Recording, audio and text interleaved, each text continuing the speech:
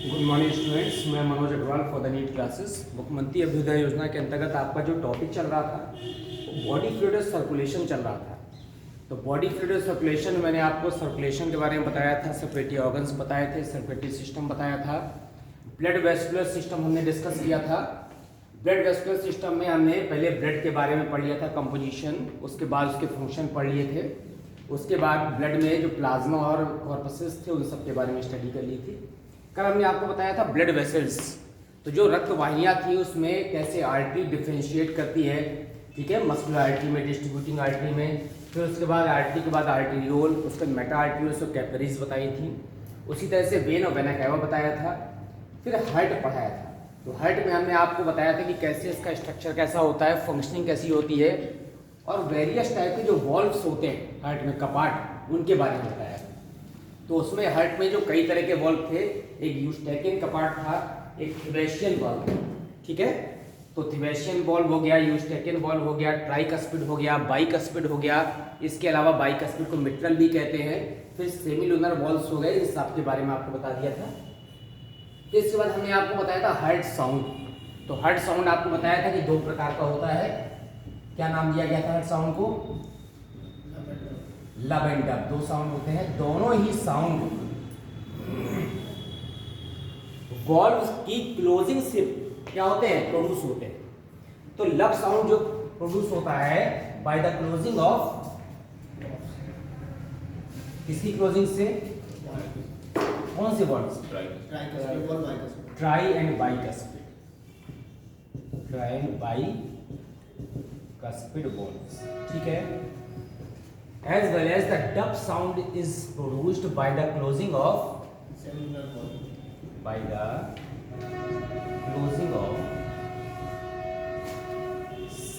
valves। ये सभी valves unidirectional होते हैं। अब जो हार्ट साउंड जो लब और डब होता है उसको जो हम सुन सकते हैं, उसके लिए जो इंस्ट्रूमेंट था वो क्या था? स्टेथोस्कोप। इसे सामान्य भाषा में आला कहते हैं। वो स्टेथोस्कोप द्वारा हमने हार्ट साउंड को सुना था। हार्ट साउंड के बाद हम आते हैं यहाँ पर कि जो हार्ट बीट होती है या कार्डियक साइकिल होती है उसके बारे में जानकारी के लिए।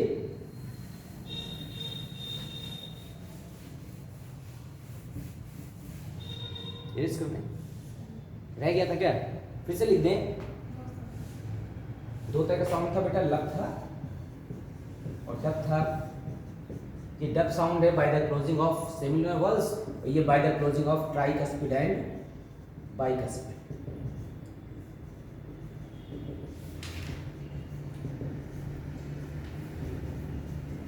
बाय द क्लोजिंग,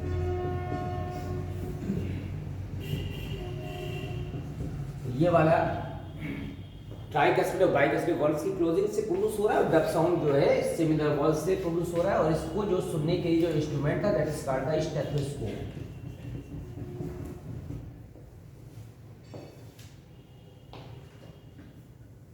तो लब साउंड में मैंने आपको बताया था कि इसकी जो फ्रीक्वेंसी क्या होती है, लो होती है, ठीक है, पिच इसकी लो होती है, लेकिन ये साउंड ज़्यादा देर तक प्रोड्यूस होता है।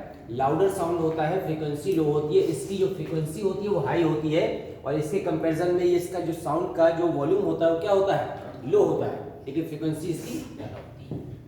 अब स्टेथोस्कोप के बाद हम आते हैं यहाँ पर हार्ट बीट। हार्ट जो पंप कर रहा है हमारा, बता सकते हैं क्या होता है? ये धड़कन कहते हैं सामान्य भाषा में, हृदय की धड़कन। क्या है हार्ट बीट?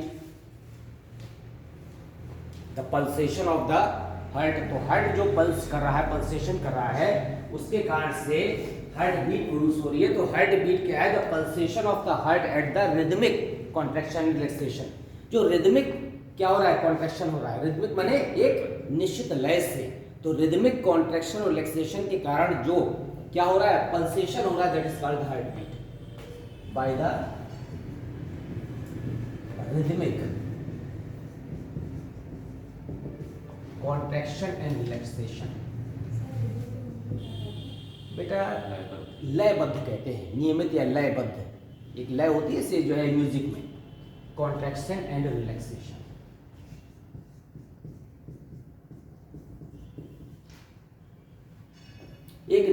लय से, जो लगातार उसमें पल्सेशन हो रहा है, इसी को कह सकते हैं रिदमिक पल्सेशन।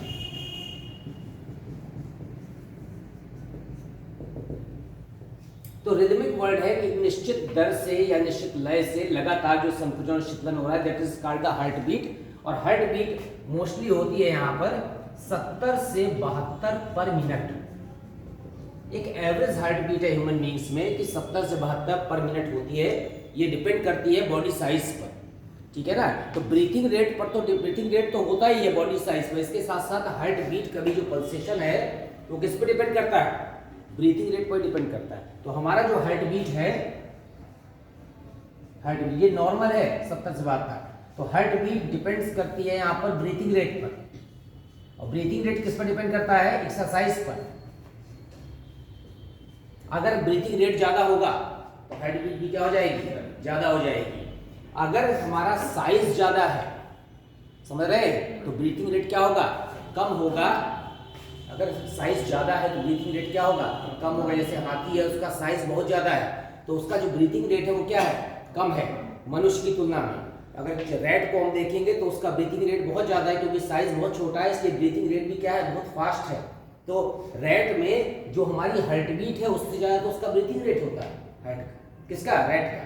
तो डिपेंड करता है ये ब्रीथिंग रेट पर। ब्रीथिंग रेट डिपेंड करता है साइज पर और एक्सरसाइज पर।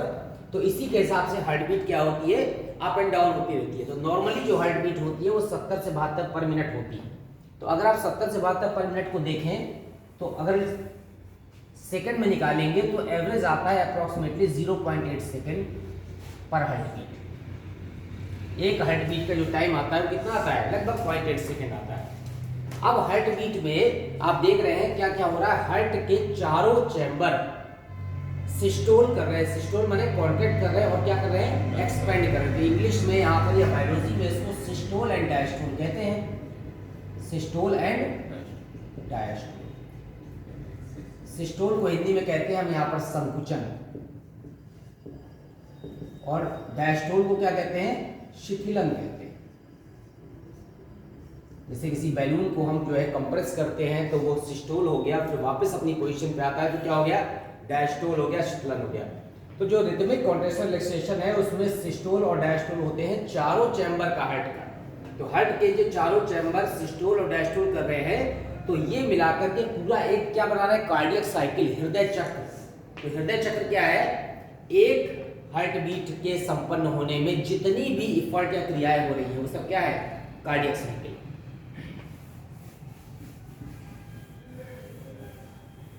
कार्डियक साइकिल, कार्डियक को हिंदी में हृदय कहते हैं, तो कार्डियक साइकिल माने हृदय चक्र। क्या है हृदय चक्र में, all the events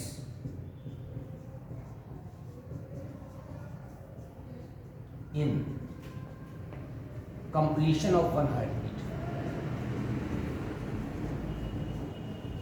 one heart.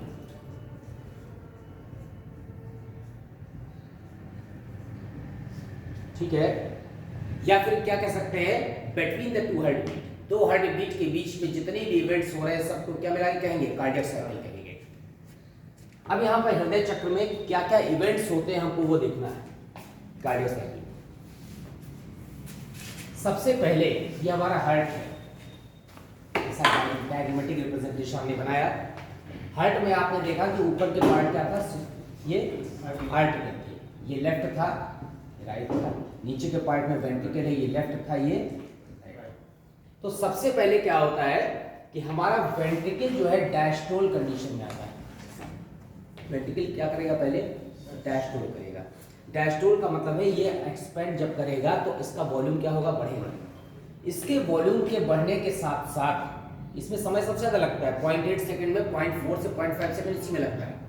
हमारा ऑर्किड क्या करने लगेगा, सिस्टोल करने लगेगा, ताकि जितना ब्लड पहले यहाँ पर हो वो सब कहाँ जाएगा, नीचे आएगा। उसी समय आर्टिकल क्या करेगा, सिस्टोल करेगा, और आर्टिकल के सिस्टोल करने के साथ साथ ये एक्सपेंडेशन यहाँ पर इसका पूरा हो गया। अब ये क्या करेगा, सिस्टोल करेगा। तो पहले हमारा जो वेंट्रिकल था उसने क्या किया, डायस्टोल किया। वेंट्रिकल के डायस्टोल के पूरा होने के साथ साथ ऑरिकल ने क्या किया, कॉन्ट्रैक्ट किया। इसमें सबसे कम समय लगता है, 0.1 सेकेंड। और इसके सिस्टोल करते ही जैसे ही ब्लड यहाँ आया तो इसके साथ साथ यहाँ पर क्या हो गया, सिस्टोल शुरू हो गया। सिस्टोल शुरू हो गया तो ब्लड यहाँ से फ्लो करके निकल जाएगा। कहाँ से? राइट वेंट्रिकल से कहाँ जाएगा? पल्मोनरी एरोटा में। और लेफ्ट वेंट्रिकल कहाँ जाएगा?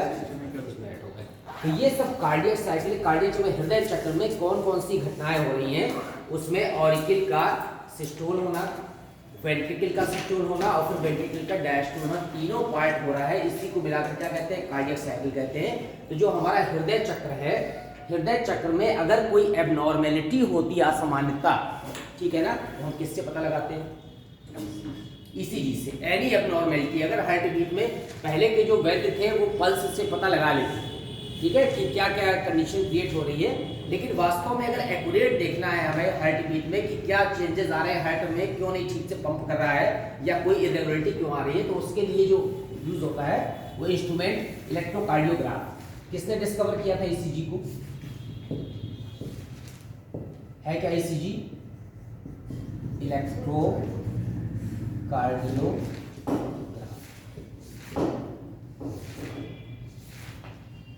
इसको एंस्टोवन ने किया था, एक साइंटिस्ट है एंस्टोवन, उन्होंने सबसे पहले क्या डिस्कवर किया? ईसीजी। ईसीजी है क्या? क्या लिखेंगे डेफिनेशन?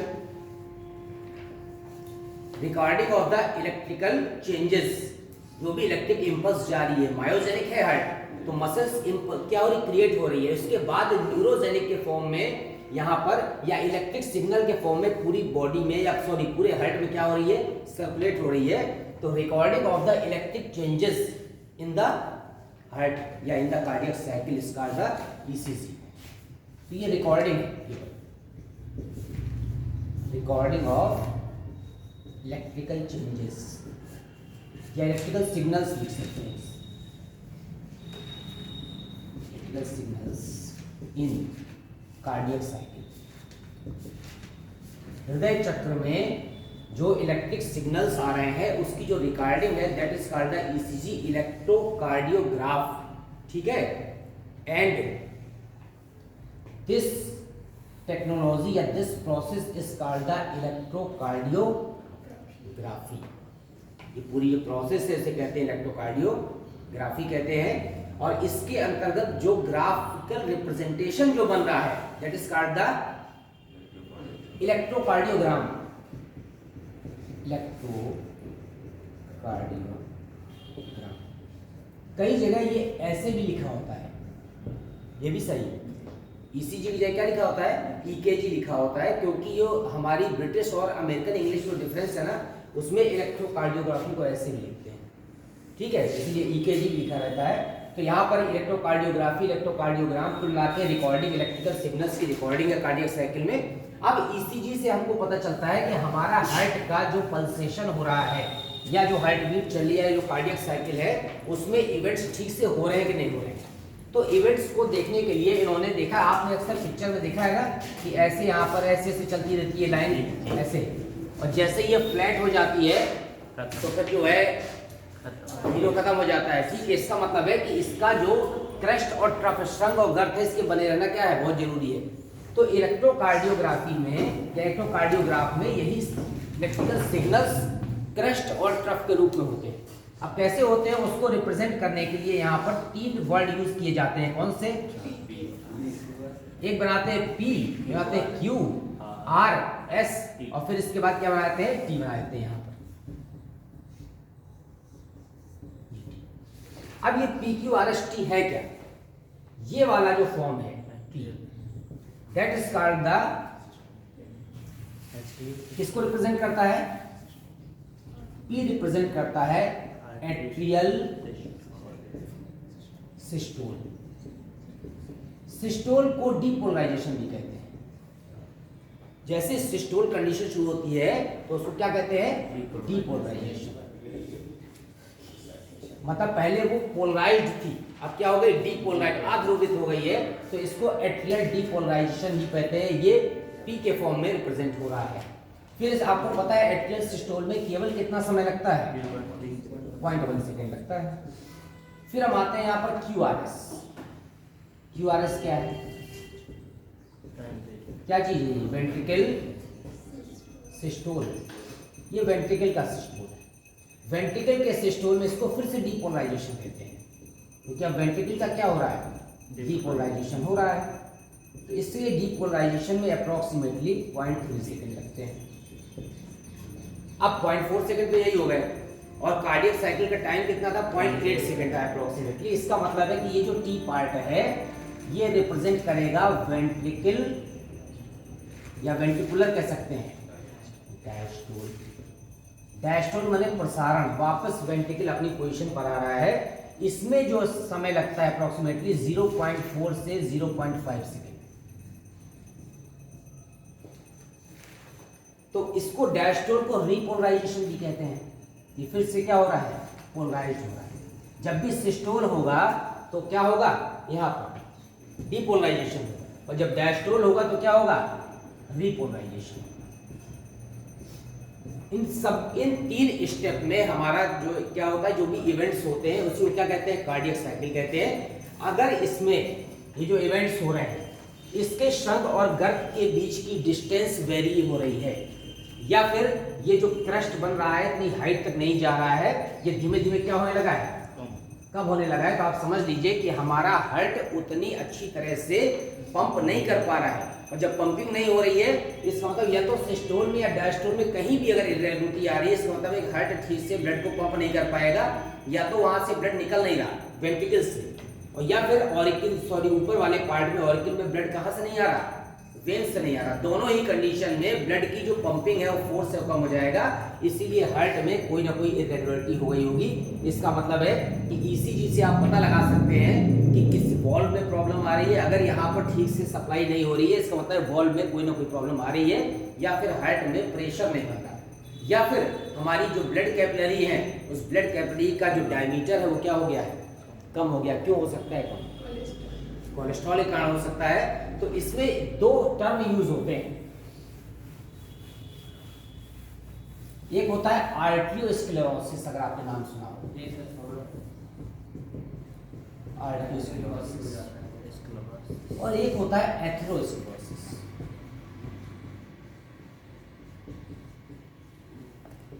दोनों में डिफरेंस है, थोड़ा सा डिफरेंस है, माइन्यूट डिफरेंस। बता सकते हैं आर्टरियो में क्या होता है, हमारी जो ब्लड कैपिलरी है ना, हाँ ब्लड कैपिलरी में हमने बताया था कि 3 layer, tunica externa, tunica media और ट्यूनिका इंटरना। जो आर्टेरियोस्क्लेरोसिस होती है इसमें ट्यूनिका कौन सी प्रभावित होती है, मीडिया। इसमें क्या हो जाता है, कैल्शियम का डिपोजिशन हो जाता है, कैल्शियम डिपोजिशन। अब जब कैल्शियम डिपोजिशन हो जाएगा तो कैल्शियम ज्यादा मात्रा में कलेक्ट हो जाएगा, तो वो चीज फ्रैगाइल हो जाती है। फ्रैगाइल जानते हैं क्या होता है, भंगुर। तो जो हमारी ब्लड कैपिलरी है या आर्टरी है या वेन है, कुछ भी है, ब्लड वेसल है, उसमें कैल्शियम की ज्यादा मात्रा कलेक्ट होने से वो फ्रैगाइल या भंगुर हो सकती है। जो एथेरोस्क्लेरोसिस है इसमें कोलेस्ट्रॉल डिपॉजिट हो जाता है। कहाँ पर डिपॉजिट हो जाता है, कोलेस्ट्रॉल इन ट्यूनिका इंटरना। ट्यूनिका इंटरना में जब कोलेस्ट्रॉल इकट्ठा हो जाएगा, खास तौर से कोलेस्ट्रॉल अगर किसमें आर्ट्रियोल में हो गया, तो आर्ट्रियोल में तो केवल एक ही लेयर होती है, कौन सी, एंडोथीलियम, ट्यूनिका इंटरना। तो अगर वहां पर कोलेस्ट्रॉल ज्यादा मात्रा में इकट्ठा हो गया तो जो परमिएबिलिटी है गैसियस ट्रांसपोर्ट की, परमिएबिलिटी खत्म हो जाएगी। और जब परमिएबिलिटी खत्म हो जाएगी तो जब गैसियस ट्रांसपोर्ट ही नहीं होगा तो ब्लड का कोई फंक्शन नहीं रह जाएगा। तो इन दोनों ही कंडीशन में हमारी जो ब्लड वेसल्स हैं वो कैसी हो जाती है, हार्ड हो जाती है। हार्ड के अलावा फ्रैगाइल हो सकती है, भंगुर हो सकती है। तो अभी जो इलास्टिसिटी है ब्लड वेसल्स की, कि कितनी भी ज्यादा फोर्स से ब्लड आता है तो वो इलास्टिक होती है, तो कोई फर्क नहीं पड़ता। इलास्टिसिटी जब खत्म हो जाएगी तो ये फ्रैगाइल नेचर हो जाएगा, हार्ड नेचर हो जाएगा, और हमारी ब्लड वेसल्स का डायमीटर कम हो जाएगा due to deposition of the cholesterol. और जब कोलेस्ट्रॉल का डिपोजिशन ज्यादा हो जाएगा यहाँ पर, क्योंकि इनर वॉल में हो रहा है, तो यहाँ पर कोलेस्ट्रॉल डिपॉजिट हो गया। अब जब कोलेस्ट्रॉल डिपॉजिट हो गया तो डायमीटर ऑटोमेटिक क्या हो गया, कम हो गया, तो ब्लड का प्रेशर बढ़ जाएगा। तो ब्लड अधिक प्रेशर से बहेगा तो हार्ट पर लोड ज्यादा पड़ेगा, तो हार्ट अटैक की संभावना बढ़ जाएगी।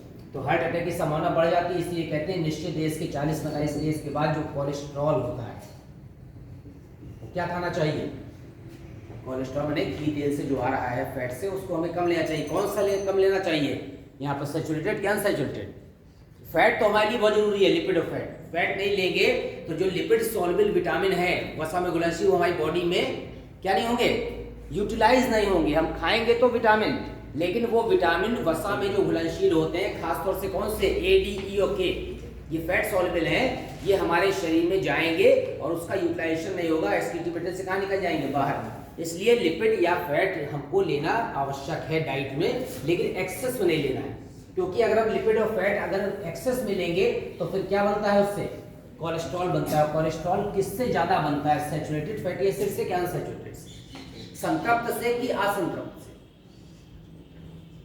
संतृप्त जानते हैं ना, केमिस्ट्री सबने पढ़ी है, जिसमें कार्बन कार्बन बॉन्ड एक दूसरे से सिंगल बॉन्ड से जुड़े होते हैं, वो संतृप्त होता है। बायोलॉजी में भी वही है, केमिस्ट्री में अलग नहीं है, बायोकेमिस्ट्री एक ही चीज है। तो संतृप्त वसीय अम्ल में हमारा, आप बताइए कोई एक फैटी एसिड का नाम जो सैचुरेटेड आपको दिखाई देता हो। पाम सुना है, पाम किसको कहते हैं, ताड़ को कहते हैं। उसी के एग्जाम्पल एक नारियल है, उसे भी हम पाम ऑयल कह देते हैं, ठीक है। उससे जो ऑयल निकलता है वो जाड़े में जम जाता है, इसका मतलब है उसमें क्या है, संतृप्त वसीय अम्ल। संतृप्त वसीय अम्ल कमरे के ताप पर क्या होते हैं, सॉलिड होते हैं, ठोस होते हैं।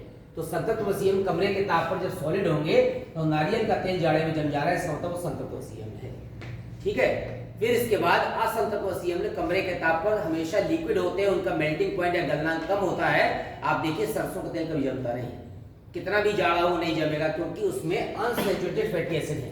तो असंतृप्त वसीय अम्ल लाइनोलिनिक एसिड होता है, लाइनोलिक एसिड होता है, सरसों लाही अलसी से पाया जाता है, ठीक है।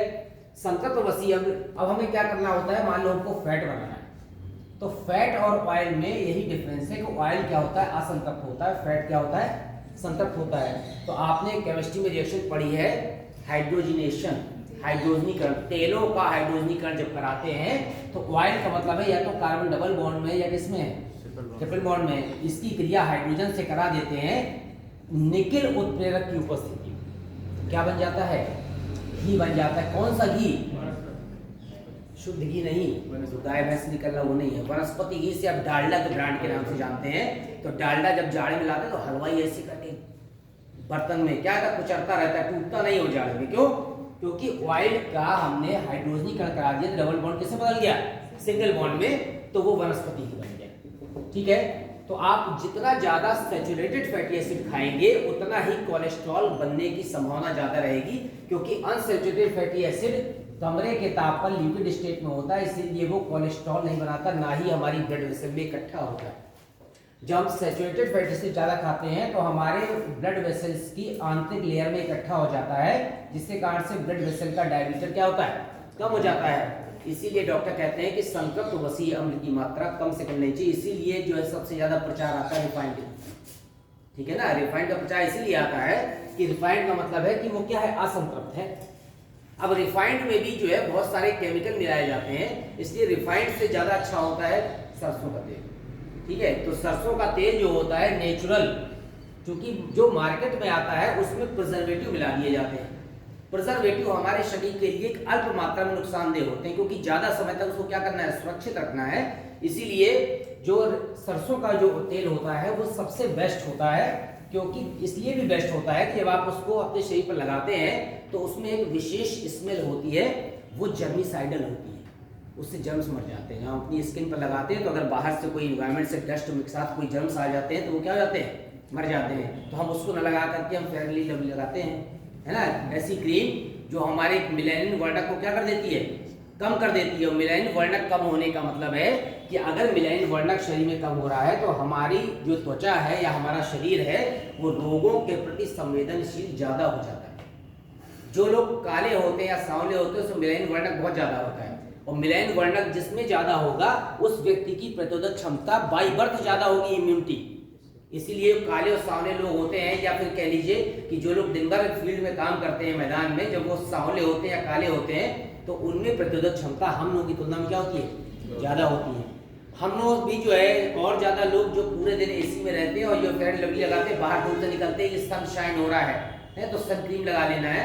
तो हमारी बॉडी धीमे धीमे इतनी सेंसिटिव हो जाती है कि अगर बिना सन क्रीम के अगर हम बाहर आते हैं तो हमारी रैशेस आ जाते हैं। तो धीमे धीमे अगर आप इसी का यूज करते रहेंगे तो मिलेनिन वर्णक शरीर से कम होने लगेगा, केवल ऊपर से कम होगा, क्योंकि मिलेनियन वर्ल्ड किससे बन रहा है, जीन से बन रहा है। तो वो जो क्रीम हमारी जीन को इफेक्ट थोड़ी ना कर रही है, वो केवल हमारी स्किन में जो मिलेनियन वर्ल्ड एक्स्ट्रा है उसकी मात्रा को थोड़ी देर के लिए कम कर देती है, बाकी और कुछ नहीं कर रही। बाई बर्थ जो जीन है हमारे वो मिलेनियन वर्ल्ड बना ही रहे हैं। तो तुम ऊपर से चाहे जितने 1000 की क्रीम लगाते रहो, थोड़ी देर बाद जैसे क्रीम का असर खत्म होगा तो वैसे शक्ल दिखाई देगी जैसी आधार कार्ड में दिखती है। ठीक है, तो हमने आर्टेरियोस्क्लेरोसिस और एथेरोस्क्लेरोसिस पढ़ लिया, यहाँ पर ईसीजी पढ़ लिया। हम आते हैं यहाँ पर ब्लड प्रेशर।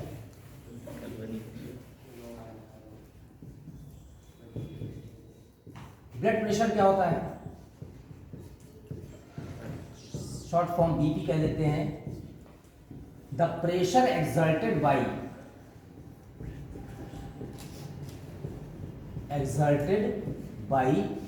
वेंट्रिकल्स। वेंट्रिकल्स से ही तो ब्लड निकलता है, चाहे पल्मोनरी में जा रहा हो चाहे सिस्टम में जा रहा हो। तो pressure exerted by ventricles on the blood vessels.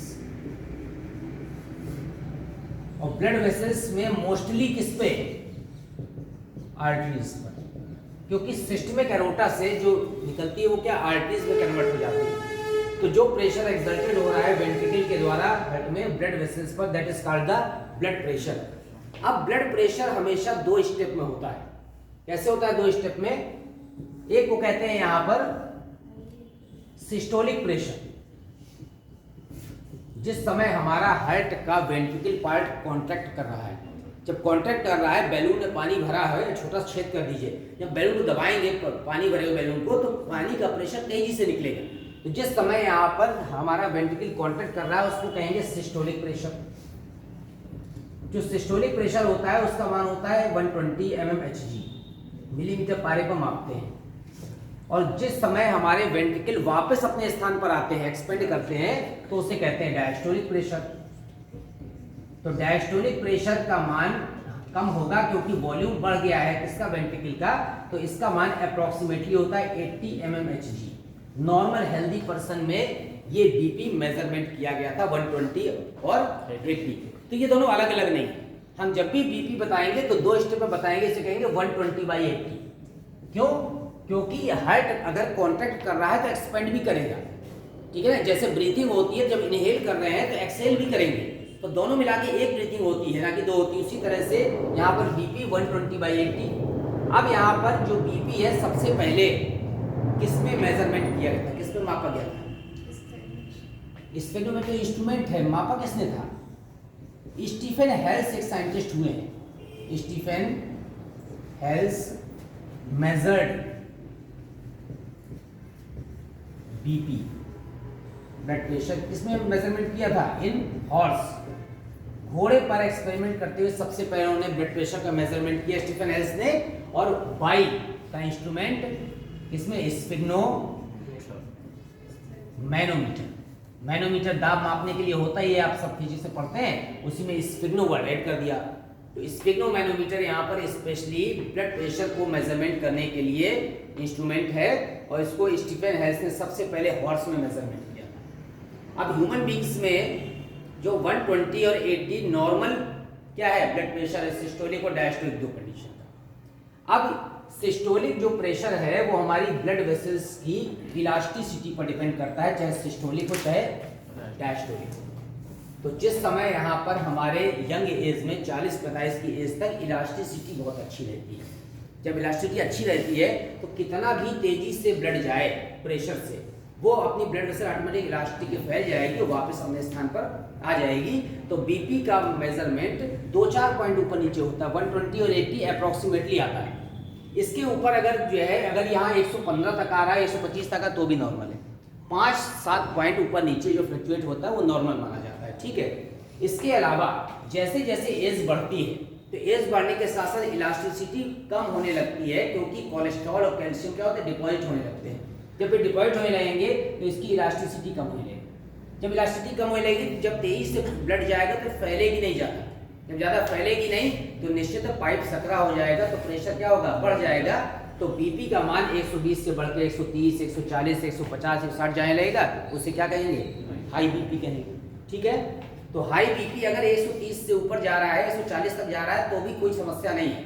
अगर 150 के ऊपर जा रहा है तो इसका मतलब हमारा बीपी क्या हो रहा है, अब बढ़ रहा है। तो बीपी ज़्यादातर बढ़ता है ओल्ड एज में बढ़ता है। इसके साथ साथ जब आप साल्ट की मात्रा ज़्यादा लेते हैं, नमक शक्कर दोनों साल्ट है ना, जब इसकी मात्रा सॉल्यूट की ज़्यादा लेते हैं तो हमारा बीपी क्या होता है, बढ़ने लगता है। तो जिसका हाई बीपी होता है तो डॉक्टर कहते हैं कि आप नमक कम खाइए, ठीक है ना, क्योंकि नमक बहुत तेजी से क्या करता है, ऑस्मोटिक प्रेशर बढ़ा देता है। तो नमक कम लेने से आपका बीपी क्या होता है, कंट्रोल होने लगता है। लेकिन जिन लोगों का बीपी लो हो जाता है, लो का मतलब 50 से नीचे चला जाता है डायस्टोलिक में, तो जब 50 से नीचे चला जाएगा तो आप सोचो कि जिसका बीपी लो हो रहा है वो ज़्यादा प्रॉब्लम है, क्योंकि हार्ट का जो पंपिंग हो रही है तो आपका जो डायस्टोलिक प्रेशर है ब्लड वेसल्स में वो इतना कम हो रहा है कि ब्लड सप्लाई पूरे ऑर्गन तक जा ही नहीं रही। जब ब्लड सप्लाई पूरे ऑर्गन तक नहीं जा रही, वहां से रिवर्स होकर ब्लड वापस फिल्टर होने के लिए या एक पंपिंग होने के लिए कहाँ नहीं आ रहा, हार्ट में नहीं आ रहा। तो डायस्टोलिक प्रेशर का मान जब 50 से नीचे चला जाता है, इसका मतलब है कि अब आपकी कंडीशन कोमा में जाने की हो सकती है, क्योंकि ब्लड की सप्लाई नहीं हो पा रही। उस कंडीशन में उस व्यक्ति को साल्ट ज़्यादा लेना चाहिए। ज़्यादा मात्रा में साल्ट लेगा तो ब्लड का ऑस्मोटिक कंसंट्रेशन थोड़ा बढ़ेगा, उसके कारण से थोड़ी एक सांद्रता ब्लड की बनी रहेगी। इसीलिए जरूरी है कि जिसका लो बीपी होता है उसको विशेष ध्यान रखना है कि हमको साल्ट की मात्रा ज़्यादा लेनी है, पानी ज़्यादा पीना है। जितना आप पानी ज़्यादा पिएंगे उतना ही आपका बीपी क्या रहेगा, मेंटेन रहेगा। तो हमें यहाँ पर दोनों को स्फिग्नोमैनोमीटर से माप सकते हैं और 10, 15, 20 पॉइंट ऊपर नीचे कोई बहुत ज़्यादा प्रॉब्लम क्रिएट नहीं करता है। केवल 50 की एज के बाद बीपी क्या होती है, प्रॉब्लम शुरू होती है। अब इसके बाद एक आता है यहाँ पर ब्लड प्रेशर के बाद पल्स प्रेशर, नाम सुन। अच्छा, मेजरमेंट जो बीपी का करते हैं वो एग्जैक्ट ब्लड प्रेशर किस जगह आता है, ब्लड प्रेशर का एग्जैक्ट मेजरमेंट बॉडी के किस पार्ट से करते हैं। डॉक्टर को देखा है बीपी नापते हुए, कहाँ लपेटता है, यहाँ। कौन सी आर्टरी होती है, यहाँ पर, इसे कहते हैं ब्रेकियल आर्टरी। तो हमारी जो अपर आर्म है, ये वाला पार्ट क्या है, ये जो मैं टुकड़े में था, ये हैंड शेक करते हैं, यहाँ से नहीं मिलाते, यहाँ से मिलाते हैं। ये हैंड है। हैंड में कौन कौन से पार्ट आते हैं, हैंड में रिस्ट माने कलाई, पाम माने हथेली, और ये फिंगर, 3 पार्ट मिला कहते हैं हैंड। ये वाला पार्ट है लोअर आर्म, ठीक है, क्या कहते हैं, लोअर आर्म। इसे क्या कहते हैं, अपर आर्म। तो अपर आर्म में यहाँ पर लपेटते हैं पट्टा। तो अपर आर्म में यहाँ पर जैसी हमारी ये ज्वाइंट है ना, इसी के ठीक ऊपर यहाँ से एक आर्टरी गई हुई है, उसको कहते हैं ब्रेकियल आर्टरी। एक होती है ब्रोंकियल, ब्रोंकियल नहीं, ये ब्रेकियल है। ये जो ब्रेकियल आर्टरी है, यहां से बीपी का मेजरमेंट लेते हैं तो बीपी का सही मेजरमेंट आता है इसी जगह से। जैसे जैसे डिस्टेंस बढ़ती जाती है, जैसे सिस्टमिक एरोटा निकला वेंट्रिकल से, उसके बाद वो डिवाइड किया आर्टरी में, उसके बाद और ज्यादा डिवाइड किया तो किस में आ गया है, डिस्ट्रीब्यूटिंग आर्टरी में, मस्कुलर में, उसके बाद फिर आर्टेरियोल में। तो जितना ज्यादा डिवीजन होता जाएगा तो प्रेशर क्या होता जाएगा, कम होता चला जाएगा। मेन पाइप से जहां से पानी निकल रहा है प्रेशर सबसे ज्यादा है, उसके बाद चैनल बांट दीजिए और कम हो गया, फिर और डिवाइड कर दीजिए, कम होते हमारे घर तक आते हैं नल का पानी बहुत कम प्रेशर में हो जाता है। तो यहाँ से जैसे निकल रहा सिस्टमिक एरोटा से, तो हार्ट के अंदर तो हम लगा नहीं देंगे स्फिग्नोमैनोमीटर, तो सबसे ज्यादा पेरिफेरल सरफेस पर ये वाली आर्टरी होती है ब्रेकियल, यहीं पर लपेटते हैं। तो इसी से हमारा एग्जैक्ट प्रेशर आता है। जैसे जैसे आर्टरी से दूर होते चले जाते हैं, आर्टरी से आर्टेरियोल, मेटा आर्टेरियोल, तो बीपी क्या होता जाता है, कम होता चला जाता है। तो ब्रेकियल आर्टरी पे हम इसको नाप लेते हैं। मैं आपको बता रहा था पल्स प्रेशर क्या होता है। पल्स जानते हैं, धड़कन क्या है, पल्स, हार्ट बीट को ही कहते हैं धड़कन, ठीक है ना, कि 70 से 72 बार हमारी पल्स चल रही है। पल्स को मेजर करने के लिए, मेजरमेंट करने के लिए बॉडी का कौन सा ऑर्गन, यहां से कलाई से, यहाँ से रिस्ट में जो हमारी कलाई है, यहाँ पर जो आर्टरी है, उससे हम पल्स की जानकारी कर सकते हैं। लेकिन पल्स प्रेशर क्या होता है, पल्स प्रेशर का मतलब होता है सिस्टोलिक प्रेशर, समझ लीजिए, systolic pressure minus diastolic pressure.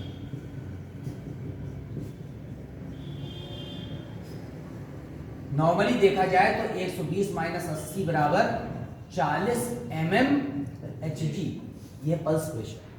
तो जो सिस्टोलिक प्रेशर होता है उससे डायस्टोलिक को घटा दीजिए, हर व्यक्ति का अलग अलग होता है।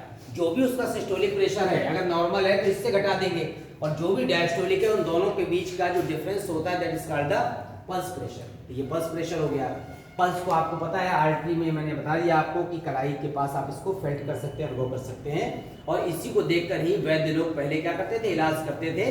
पल्स को देखकर वो समझ जाते थे कि पल्स की जो बीट है, क्योंकि पल्स की बीट जो है डॉक्टर ने तो सुन ली स्फिग्नोमैनोमीटर से, ठीक है ना, लेकिन किसी वैद्य के पास ना उस समय इंस्ट्रूमेंट थे ना कुछ थे, वो यहीं से आसानी से अंदाज लगा लेते हैं। उनको टाइमिंग का अंदाज होता है कि 1 सेकंड कितनी देर में हो रहा है।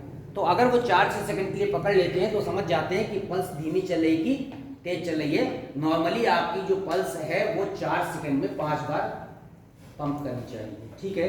तो अगर वो एक आइडिया लगा लेते हैं कि आपका जो पल्स चल रही है वो स्लो चल रही है या फास्ट चल रही है, और स्लो फास्ट क्यों चल रही होगी उसके रीजन के आधार पर क्या होता है, पहले ट्रीटमेंट होता था, ठीक है। अब यहाँ पर इलेक्ट्रिक इंस्ट्रूमेंट हो गए इसलिए उसके आधार पर होता है।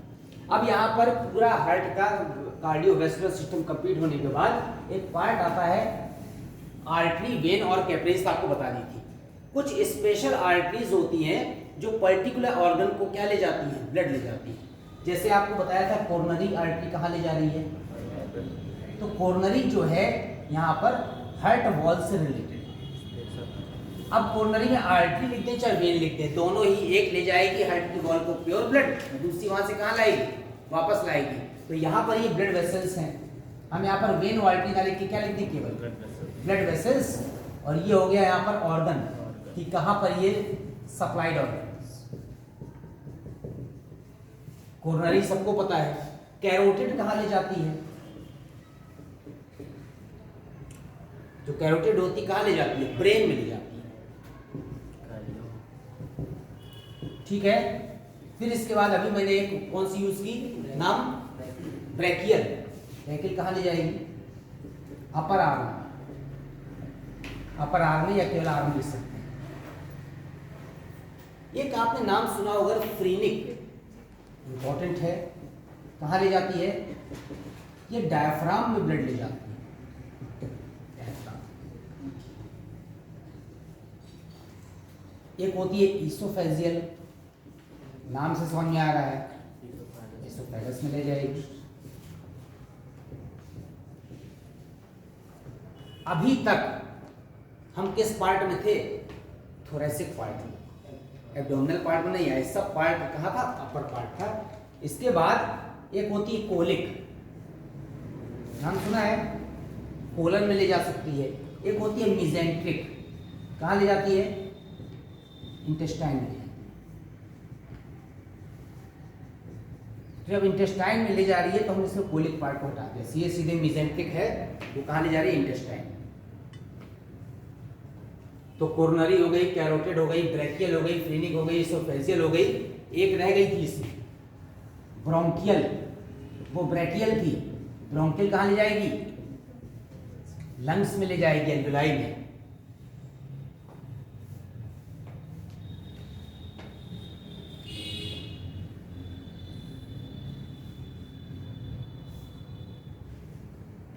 ये कुछ इंपॉर्टेंट ब्लड वेसल्स हैं जिस बार बार इनका नाम आता है और ये यूज आपके ऑब्जेक्टिव क्वेश्चन में भी आ सकते हैं।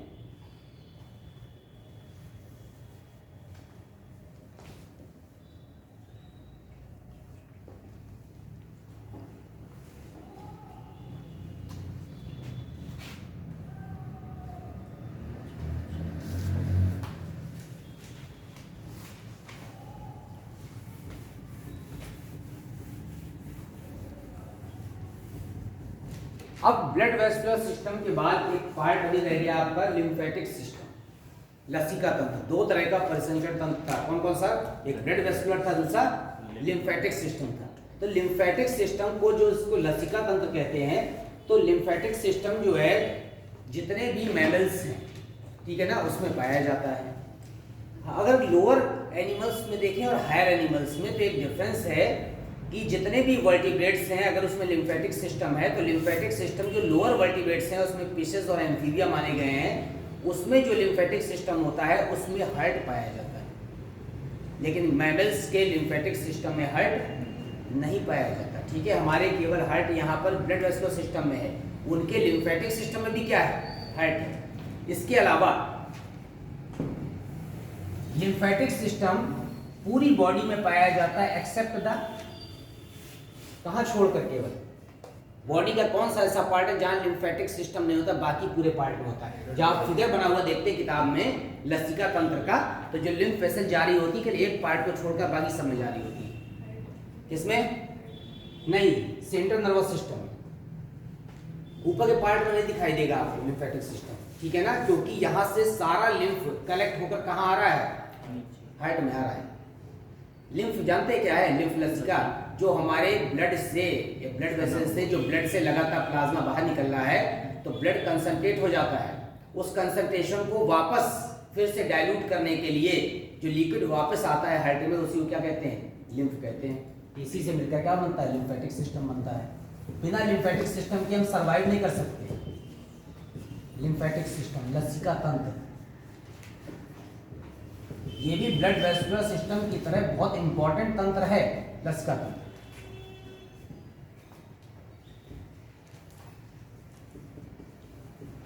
Accept the central nervous system,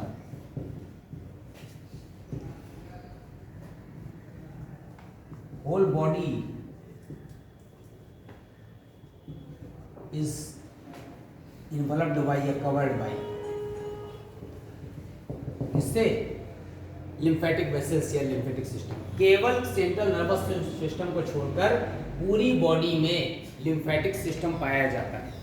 और इन मैमल्स में, इन मैमल्स स्पेशली मैन में lymphatic heart are not present. lymphatic heart are not present। ये तो बहुत सारे लोअर एनिमल्स हैं, उसमें लिम्फेटिक सिस्टम भी है और लिम्फेटिक हार्ट भी है, तो हमको दो बार हार्ट पढ़ना पड़ता है। यहाँ पर ब्लड वेसल सिस्टम का ही पढ़ना पड़ता है और लिम्फेटिक सिस्टम का भी पढ़ना पड़ता है। अब हम आते हैं लिम्फेटिक सिस्टम में कि सबसे पहले हम जान लें कि लिम्फ क्या है, लसिका।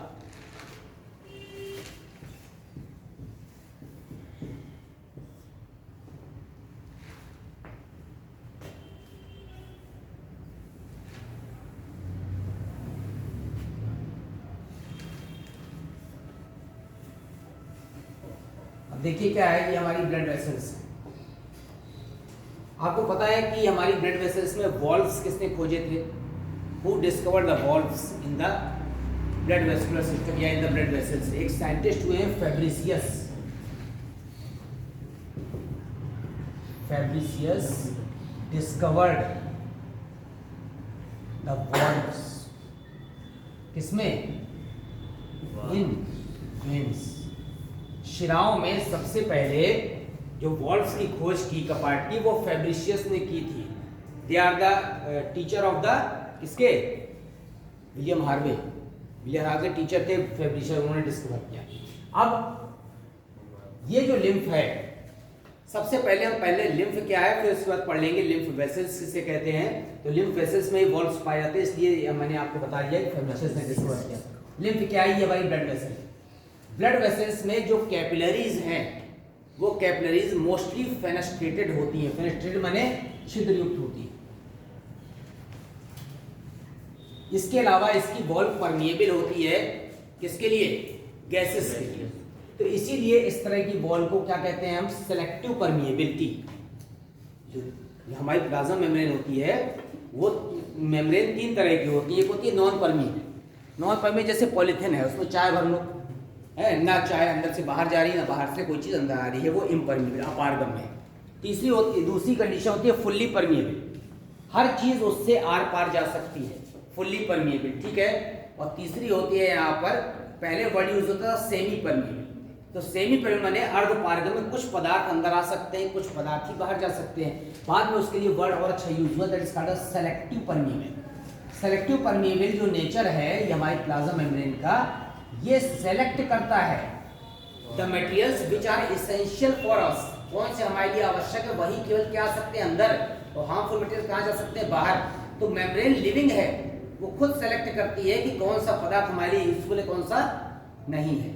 जबकि कोई भी ऐसी आर्टिफिशियल मेम्ब्रेन अभी तक लेबोरेटरी में नहीं बनाई जा सकी जो सेलेक्टिव परमिएबल है। या तो वो फुल्ली परमिएबल बन जाएगी या इम्परमिएबल बन जाएगी, लेकिन सेलेक्टिव परमिएबल को सेलेक्ट नहीं कर पाएगी क्योंकि उसके अंदर लिविंग नेचर नहीं है।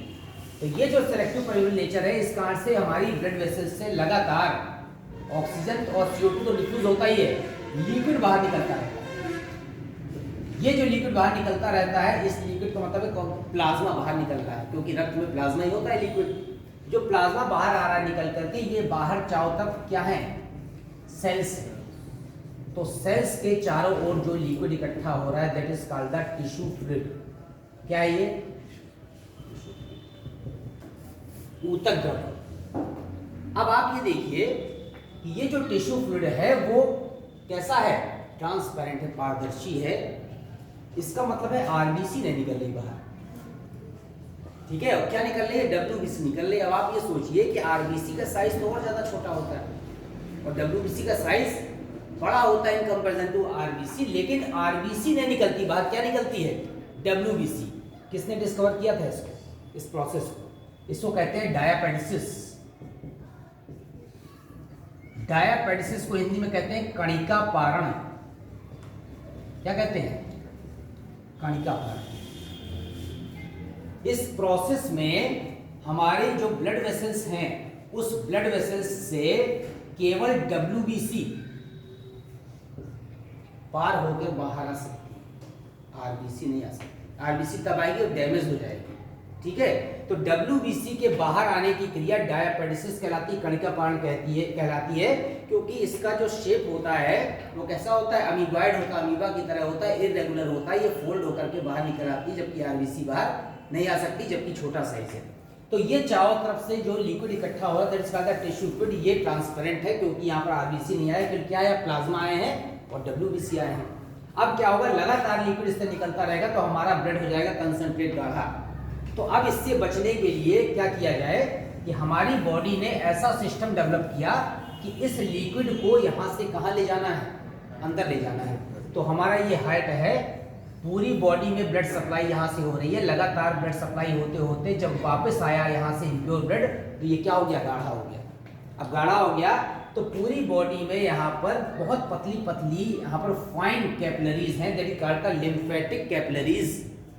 ये लिम्फेटिक कैपिलरीज यहाँ से एक्स्ट्रा लिक्विड को कलेक्ट कर लेती है और एक्स्ट्रा लिक्विड को कलेक्ट करके लिम्फ कैपिलरीज बनाती है लिम्फ वेसल्स। और ये लिम्फ वेसल्स अंत में आकर के हार्ट के किस पार्ट में खुल जाती हैं, राइट ऑरिकल। अब राइट ऑरिकल में अलग से लिम्फ वेसल आकर खुल गई, जो सारा एक्स्ट्रा लिक्विड को वापस लेकर के आ गई। तो इसमें एक्स्ट्रा लिक्विड में इम्प्योरिटीज भी आ गई, CO2 भी आ गई, बहुत सारी क्या आ गई, अशुद्धियां आ गई। इसीलिए राइट पार्ट में आ रही है कि यहाँ से जाएगी राइट वेंट्रिकल में और यहाँ से होकर के फिल्टर होने के लिए चली जाएगी पल्मोनरी एरोटा से लंग्स में और किसमें, किडनी में। तो लंग्स में ऑक्सीजनेट हो जाएगा और किडनी में क्या हो जाएगी, फिल्टर हो जाएगी। इसीलिए ये जो लिम्फेटिक वेसल्स है या लिम्फेटिक सिस्टम है, उसमें लिम्फ कैपिलरीज भी है, लिम्फेटिक वेसल्स भी है, वो सब अल्टीमेटली आकर के इसमें मिल जाती हैं राइट ऑरिकल में। तो लसिका क्या है, the part of the tissue fluid. समझ रहे हैं, लसिका क्या है, ऊतक द्रव का वह भाग which are absorbed by the lymph capillaries, जो लसिका केशिकाओं द्वारा क्या होता है, अवशोषित होता है, and opens into the right auricle to maintain the concentration of the blood. लिख दीजिए यहाँ पर, ऊतक द्रव का वह भाग, ऊतक द्रव का वह भाग जो लसिका केशिकाओं द्वारा, लसिका केशिकाओं द्वारा अवशोषित होकर, लसिका केशिकाओं द्वारा अवशोषित होकर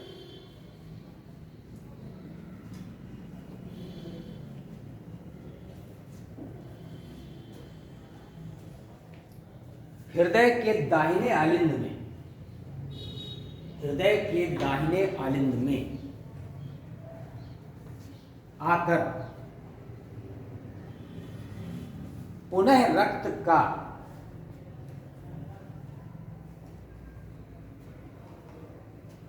रासायनिक संगठन या ब्रैकेट लिख दीजिए सांद्रता, पुनः रक्त का रासायनिक संगठन या ब्रैकेट में सांद्रता क्या कर देता है, मेंटेन करता है या स्थापित करता है, लसिका कहलाता है।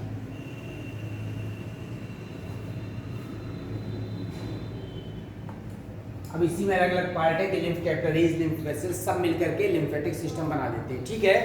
अब आप देखेंगे यहाँ पर कि लिम्फ और अगर हम ब्लड में डिफरेंस देख लें तो लिम्फ यहाँ पर कैसा है, कलरलेस है, रंगहीन है, क्योंकि यहाँ पर आरबीसी नहीं आई थी। और ब्लड कैसा है यहाँ पर, रेड या रेडिश इन कलर। एक तो ये डिफरेंस हो गया। दूसरा डिफरेंस ये है कि चूंकि बाहर निकले था यहाँ से लिक्विड, ठीक है, तो उसमें यहाँ पर केवल क्या आया था, प्लाज्मा आया था, और प्लाज्मा के साथ साथ क्या आया था, WBC आया था। यहाँ पर क्या है, ब्लड में प्लाज्मा भी है, आरबीसी भी है और WBC, प्लेटलेट भी है। मेन पार्ट हमारा इससे संबंधित था। फिर इसके बाद और डिफरेंस क्या है इसमें क्या होगा, ये फिर CO2 कंसंट्रेशन अधिक होता है। CO2 हमारे ब्लड में किसका कंसंट्रेशन अधिक होता है, O2 का, इसलिए CO2 का कंसंट्रेशन क्या हो जाएगा, कम हो जाएगा।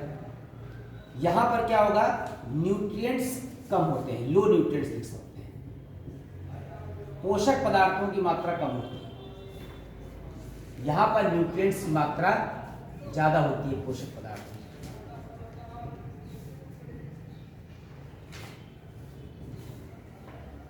अब इसमें CO2 की मात्रा तो ज्यादा ही, पोषक पदार्थ कम हो गए। इसके अलावा क्या होगा, एक्सक्रीटरी जो मटेरियल्स हैं, एक्सक्रीटरी सब्सटेंसेस ज्यादा है। और यहां पर क्या है, एक्सक्रीटरी सब्सटेंस है लेकिन कम है। एक्सक्रीटरी सब्सटेंसेस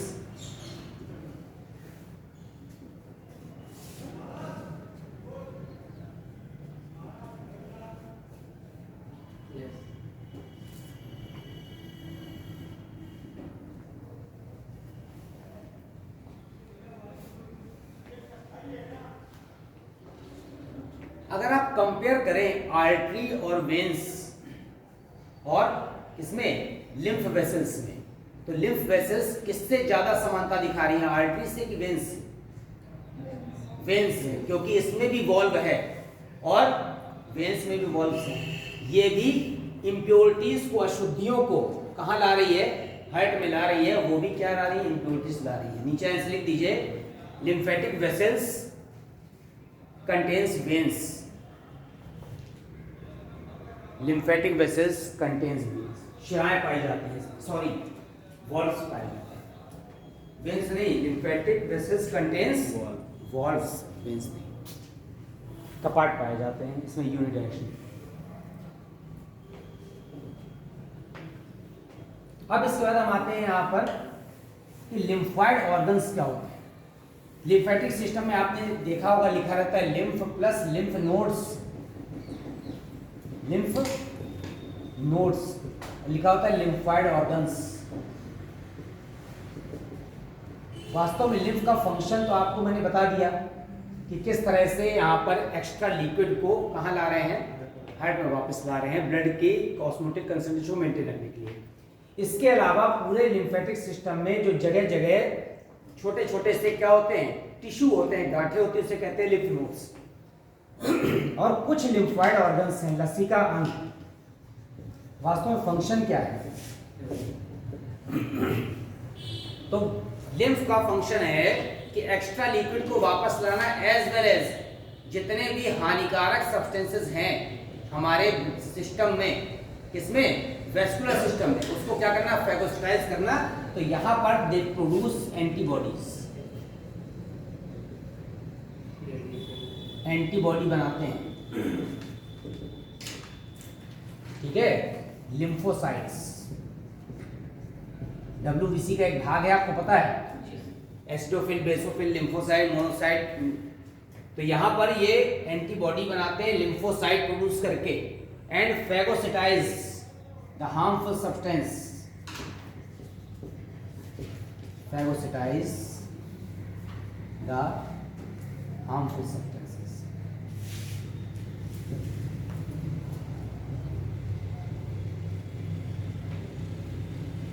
एंड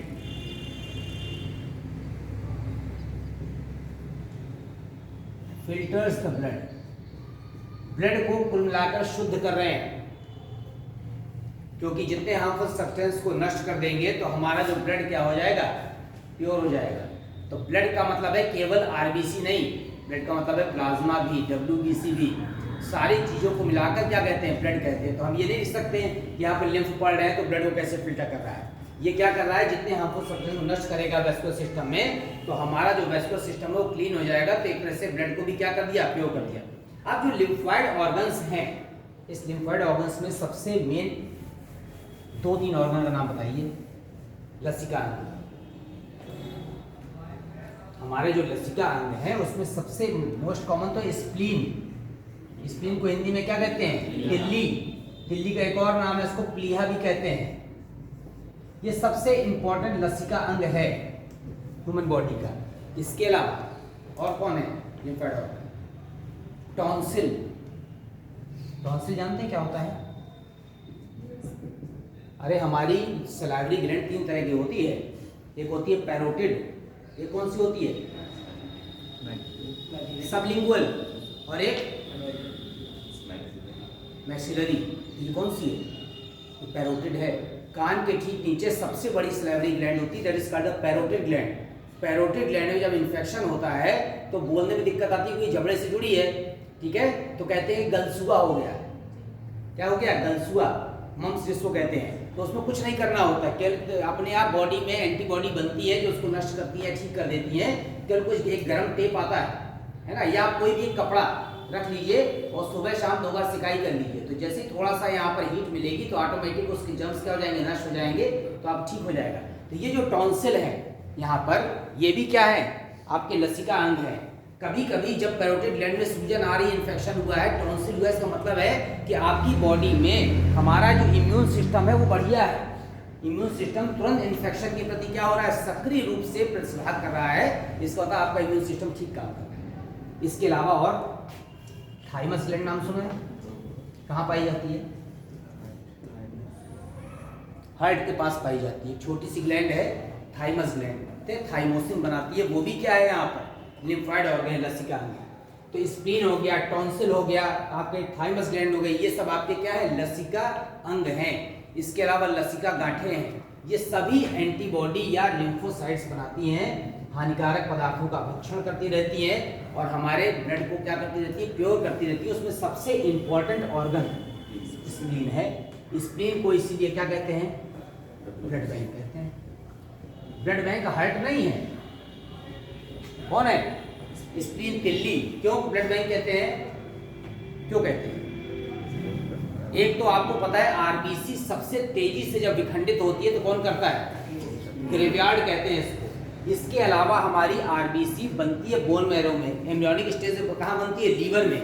लेकिन यहाँ पर बनने के बाद एक्स्ट्रा जो आरबीसी होती है वो स्टोर कहाँ होती है, स्प्लीन में होती है, इसीलिए इसको ब्लड बैंक कहते हैं।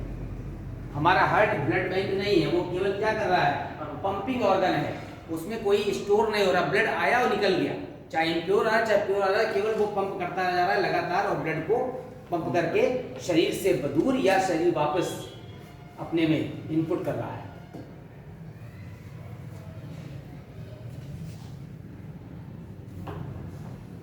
तो आपके लिम्फेटिक सिस्टम में जो लिम्फ की definition, lymph capillaries, lymph vessels, इसके बाद लिम्फ नोड, लिम्फॉइड ऑर्गन्स, उसके बाद स्प्लीन। स्प्लीन की संरचना आप अगर देखें तो इंटरनल स्ट्रक्चर जो स्प्लीन का होता है वो 2 पार्टों में विभाजित होता है।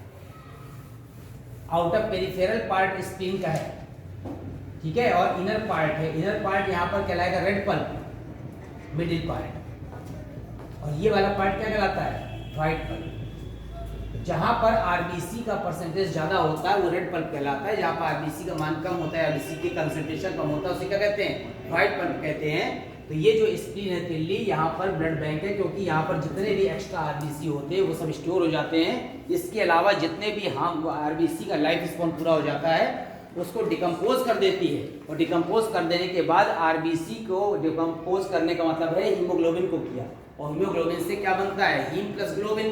तो ग्लोबिन नष्ट हो जाती है, हीम फिर से कन्वर्ट हो जाता है किसमें, बाइलिरुबिन और बाइलिवर्डिन के रूप में। उसमें जो एक्स्ट्रा हीम या आयरन होता है वो नई आरबीसी के फॉर्मेशन में फिर से पार्टिसिपेट करता है, और बाकी जो वेस्ट पार्ट होता है वो बाइलीरुबिन और बाइलीवर्डिन के फॉर्म में यहाँ से लीवर से होते हुए एलिमेंट्री कैनाल से होते हुए बाहर निकल जाता है। उसका कुछ पार्ट यूरोबिलिनोजन के फॉर्म में आ जाता है, कुछ यूरोबिलिन के फॉर्म में आ जाता है और कुछ एक्सक्रीटरी मटेरियल में स्टर्कोबिलिन के फॉर्म में आ जाता है। तो लगातार इस तरह से पूरी बॉडी में वेस्कुलर सिस्टम में आपकी बॉडी से जितना न्यूट्रिएंट्स हैं, ऑक्सीजन है, उसकी सप्लाई हो रही है और वापस CO2 और एक्सक्रीटरी मटेरियल्स कहाँ आ रहे हैं? बॉडी में आते जा रहे हैं। तो यहाँ पर जो हमारा एक्सक्रीटरी सब्सटेंसेस हैं उसमें दो तरह के होते हैं। यहाँ पर हम वर्ड यूज करते हैं नाइट्रोजनस एक्सक्रीटरी सब्सटेंस, माने जिसमें नाइट्रोजन प्रेजेंट हो। तो नाइट्रोजन प्रेजेंट होगी तो यहाँ पे तो यूरिया के फॉर्म में होगा या यूरिक अम्ल के फॉर्म में होगा, या कितने तरह के एक्सक्रीटरी सब्सटेंस होते हैं नाइट्रोजनस? जो एनिमल्स में नाइट्रोजन एक्सक्रीटरी सब्सटेंस लगभग कौन कौन से हैं? एक अमोनिया हो गया, एक अमीनो एसिड हो गया, एक यूरिया हो गया, एक यूरिक एसिड हो गया।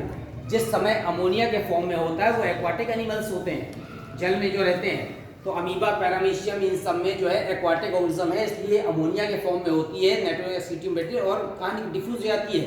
वाटर में। ठीक है। फिर इसके बाद दूसरे पार्ट में इसलिए जो एनिमल्स हैं जो अमोनिया सिक्रीट करते हैं उन्हें कहते हैं अमोनोटैलिक। ठीक है। फिर हम आते हैं एमिनोटैलिक में, जो एमिनो अम्ल सिक्रीट करते हैं। इसमें आपके सीप और घोंगे आते हैं, मोस्टली कायोडन्स के हैं, वो एमिनोटैलिक हैं। हम लोग क्या हैं? हम लोग यूरियोटैलिक हैं। हमारे बॉडी में बनता तो अमोनिया है, लेकिन हमारा जो लीवर है वो अमोनिया और CO2 की क्रिया कराता है। किस एंजाइम की उपस्थिति में? यूरिएज, और बना देता है यूरिया। और यही यूरिया जब जल में घुल जाता है तो उसको कहते हैं यूरिन। और यूरिन के रूप में शरीर से यूरिया कहाँ निकल जाता है? बाहर निकल जाता है। इसके अलावा एक और है विशेष एक्सक्रीटरी सब्सटेंस, उसे कहते हैं यूरिक एसिड। और ऐसे एनिमल्स जो यूरिक एसिड सिक्रीट करते हैं that is called the uricotelic. Uricotelic कौन है? बर्ड्स हैं। तो यूरिक एसिड और यूरिया में अंतर क्या है? Uric acid is the more concentrated form than the urea. तो यूरिया से ज्यादा कंसंट्रेट फॉर्म जब होता है यूरिक एसिड तो इसमें एसिड लगा हुआ है, इसका मतलब है एसिडिक नेचर का होता है। और वाटर को कंजर्व करने के लिए किस फॉर्म में रिलीज होता है? सेमी कंसंट्रेट फॉर्म में। जितने बर्ड्स की जो बीट होती है पक्षियों की, वो जहाँ पर बैठते हैं, जो ऐतिहासिक बिल्डिंगें हो चाहे हमारे घर छतों, वहाँ पे स्पॉट पड़ने लगते हैं, क्योंकि उसके यूरिक एसिड उसका नाइट्रोजन सही पार्ट है और वो सेमी कंसंट्रेट फॉर्म में होता है।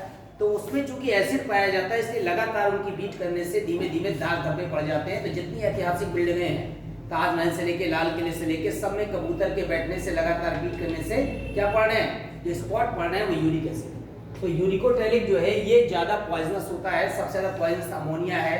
ठीक है ना। उसके बाद क्या है? यूरिक एसिड नहीं है। यूरिक एसिड के पहले क्या है? एमिनो एसिड है।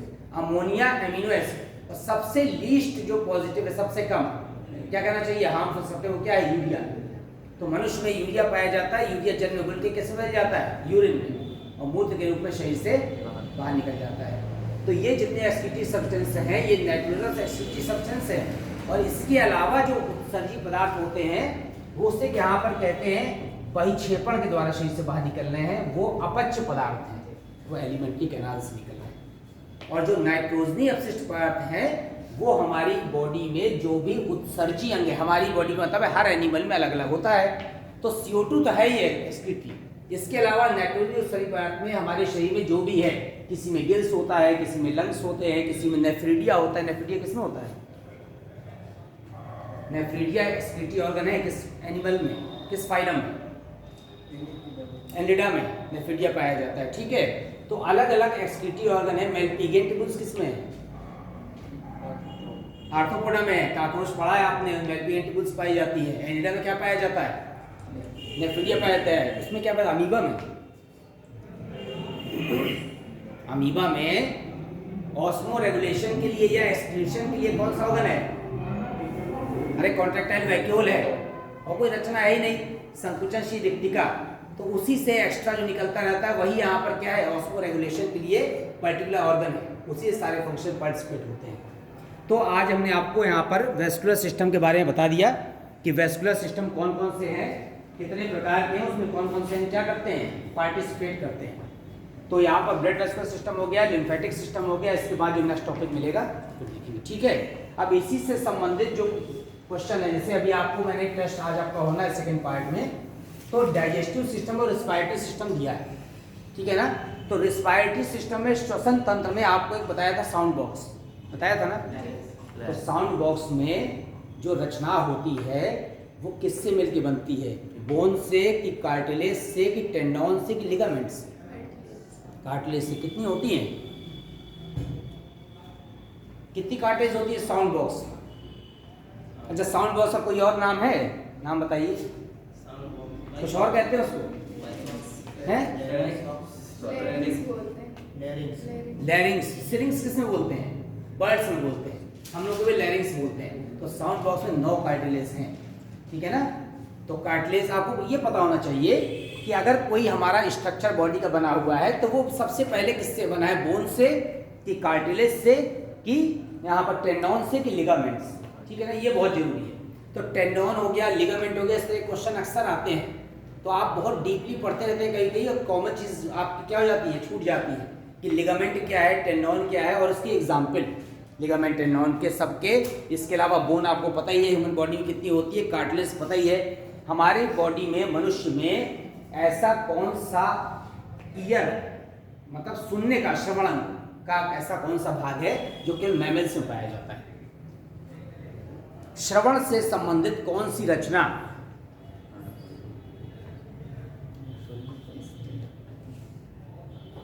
ईयर में कितने पार्ट होते हैं, कान में, हियरिंग से संबंधित ऐसा कौन सी रचना है, ठीक है, जो कि मैमल्स में पाई जाती है।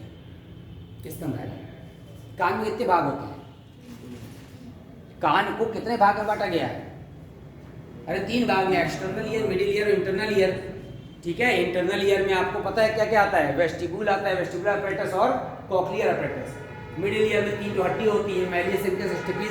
बाह्य कर्ण में क्या क्या होता है, स्ट्रक्चर नहीं देखा, ये है बाह्य कर्ण में, यहाँ तक बाह्य कर्ण है, ये क्या है, पिन्ना, यही है, यही है, ठीक है।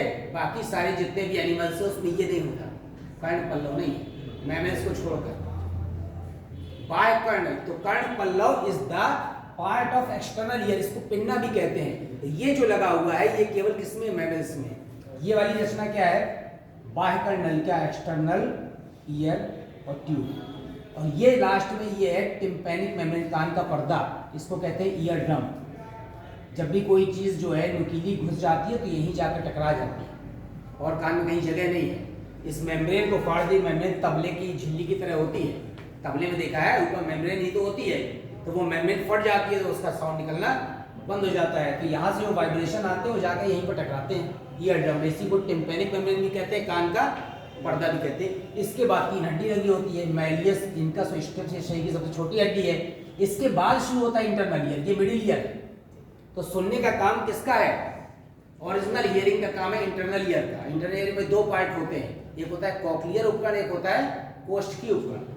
कोष्ठकीय उपकरण में क्या क्या आता है, सैकुलस और यूट्रिकुलस, वो केवल बैलेंस बनाता है। हमारा कान का काम तो सुनना नहीं है, क्या करना है, बैलेंस बनाना है। हमारे कान में इंटरनल ईयर में एक जो है वेस्टिबुलर अपैरेटस होता है, उसका काम बैलेंस बनाना है। वहाँ पर चोट लगती है तो बॉडी का बैलेंस नहीं बनता। बैठे बैठे हम जैसे बैठे हुए हैं ना कुर्सी पर, वो बैठे बैठे एकदम से नींद आ जाती है, एकदम गिरने लगते हैं, तो गिरने के पहले नींद खुल जाती है, भले ही गिर पड़े लेकिन गिरने के पहले नींद खुल जाएगी, क्योंकि जो कोष्ठकीय उपकरण है उसमें यहाँ पर कैल्शियम कार्बोनेट के पार्टिकल्स से, उसको कहते हैं यहाँ पर ऑटोकोनिया। ये ऑटोकोनिया तेजी से हिलते हैं और किससे टकराते हैं, श्रवण तंत्रिका से, ठीक है ना, कॉक्लियर नर्व से जाके टकराते हैं। तो यहाँ से मैसेज कहाँ चला जाता है, ब्रेन में, तो तुरंत ब्रेन अलर्ट हो जाता है, हमारी नींद खुल जाती है। तो हमारा वास्तव में सुनने के साथ, इसलिए आपकी किताब में लिखा रहता है श्रवण संतुलन अंग, कान नहीं लिखा है, आप लेसन पढ़िएगा उसमें लिखा होगा श्रवण संतुलन अंग। इसका मतलब है श्रवण का काम भी है और संतुलन का काम भी, बॉडी को बैलेंस करना भी है, दोनों काम एक साथ होता है, ठीक है। तो आज आपका ये जो है सर्कुलेशन पार्ट पूरा हो गया। इसके बाद जो नेक्स्ट टॉपिक मिलेगा नेक्स्ट वीक में वो देखिए, ठीक, ओके, थैंक यू।